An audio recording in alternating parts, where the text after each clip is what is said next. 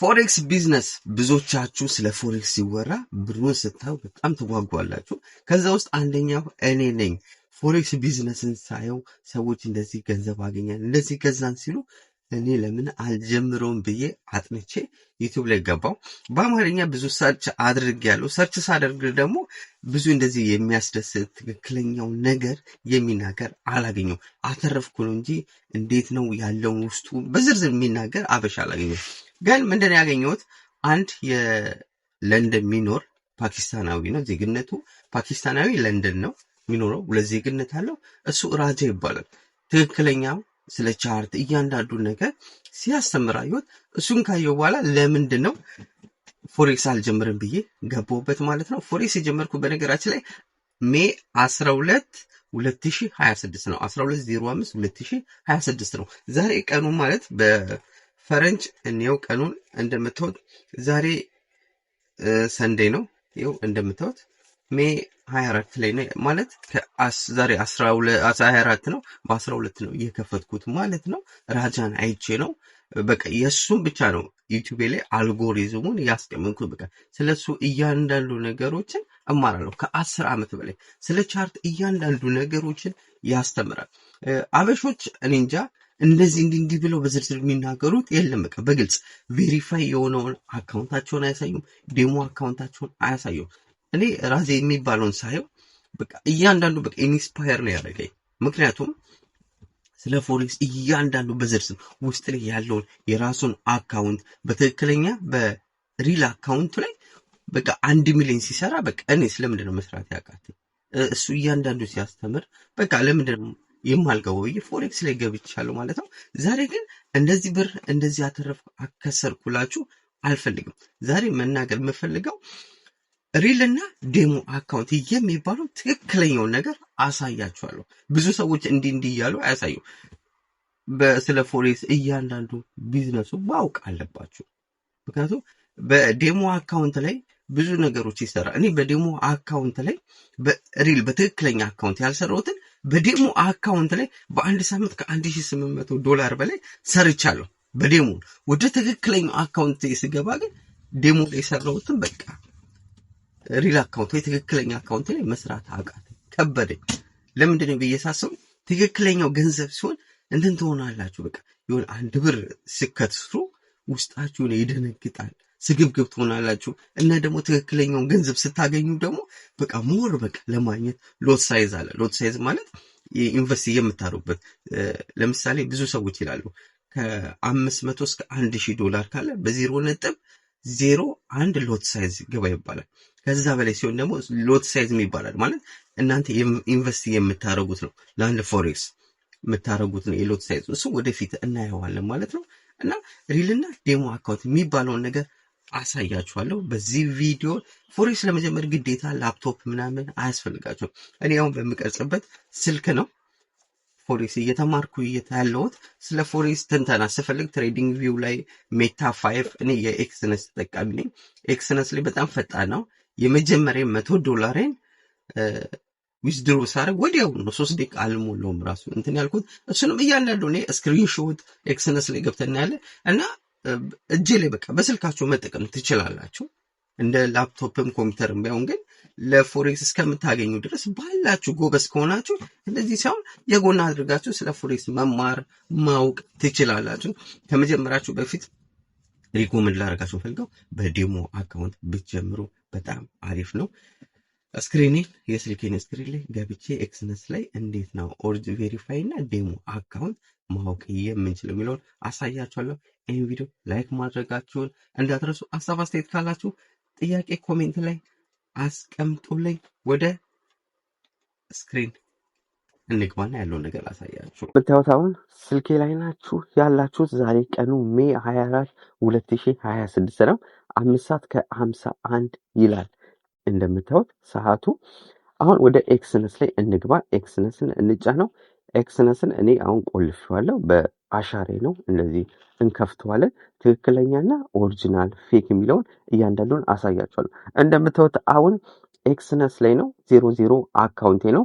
እዚህ ጋር ስታንዳርድ የሚለውን እንደምታዩት አጥፍቼዋለሁ። ለምንድነው? የኔ ኮድ ነው፣ መለያ ነው። እንደዚህ አይነት ኮዳቸውን ብዙ ጊዜ ሶሻል ሚዲያ ላይ ሼር ባታደርጉ ተመራጭነት አለ። አሁን ፌክ ነው ኦሪጂናል የሚለውን ላሳያችሁ።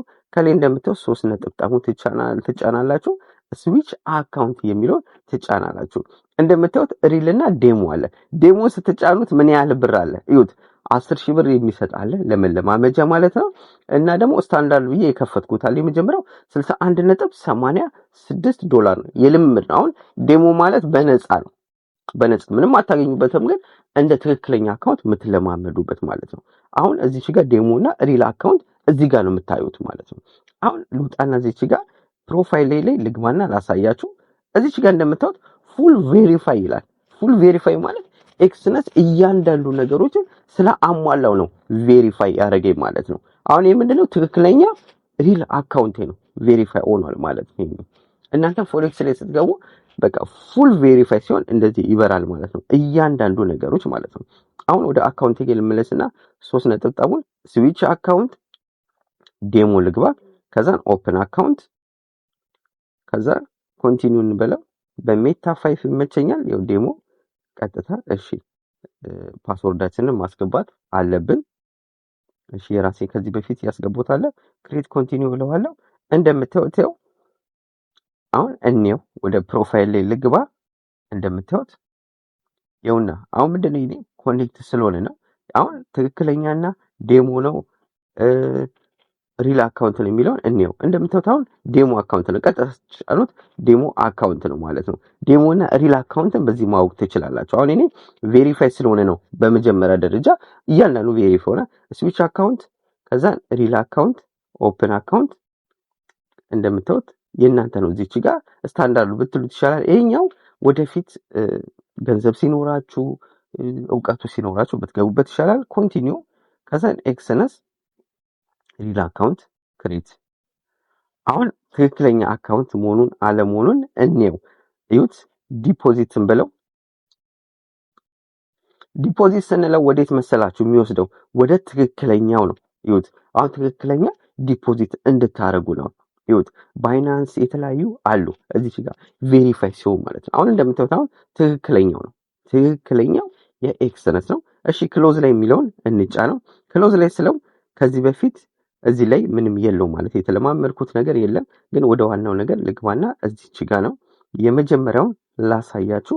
በአካውንቴ እያንዳንዱ 3 ነው ያሉኝ፣ እዚህ የለውም። እሺ በዚሁ ላሳያችሁ። እያንዳንዱ ነገሮች ነው በዝርዝር ማሳያችሁ እዚች ጋር። እሺ ያው እንደምታዩት አሁን ይሄ በትክክለኛው ገንዘብ የሰራሁበት ነው፣ ያተረፍኩት የሰራሁት ነው። እያንዳንዱ ያው ይሁት ከ2504 2026 እስከ 2405 2026 ላይ ነው። እኔ ለመጀመሪያ ጊዜ ይሁት እንደምታዩት አሁን እነዚህ ያገኘኋቸው ገንዘብ ነው፣ የከሰርኩት ገንዘብ ነው።